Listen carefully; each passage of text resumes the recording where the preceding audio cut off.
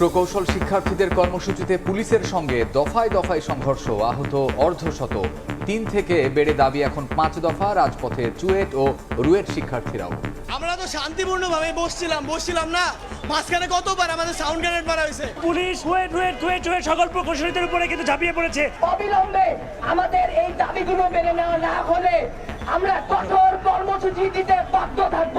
ছাত্রদের সাথে যথাযথভাবে বসে এটার সমাধান করার আশু ব্যবস্থা নেন। ইট মারছে আর যে তাদের কাছে যে হেক্সা চাকু টাইপের ছিল। বিএসসি ডিপ্লোমা প্রকৌশলীদের দাবি পর্যবেক্ষণে কমিটি গঠন, আলোচনায় সমাধানের আশা। সবার দাবিগুলো শুনে যেটা আমাদের বিবেচনায় ন্যায্য এবং যৌক্তিক মনে হয় আমরা সেরকম একটা সিদ্ধান্ত দেব। একটা কমিটি হচ্ছে, এর সঙ্গে এই যে এইসব যারা সংগঠন আছে তাদের প্রতিনিধিরাও থাকবে। দেখছিলেন প্রধান শিরোনাম। সন্ধ্যার সময় সঙ্গে আছি আমি আলিশা ইসলাম এবং আমি কামরুজ্জামান মামুন।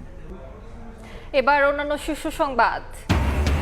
নির্বাচন বানচালে নিত্য নতুন দাবি তুলছে কিছু রাজনৈতিক মহল। গণতান্ত্রিক শক্তির ক্ষমতায় আসা ঠেকাতে ষড়যন্ত্রের সরকারের ভেতরের একটি অংশও, অভিযোগ মির্জা ফখরুলের।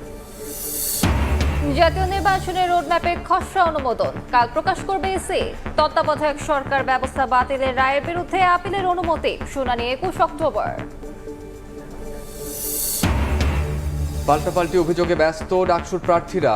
হলে বাধা পাওয়ার দাবি ছাত্রদলের, পক্ষপাতিত্বের অভিযোগ শিবির ও বৈষম্য বিরোধীদের। ডাকসুর ভোট পেছালো ১৩ দিন।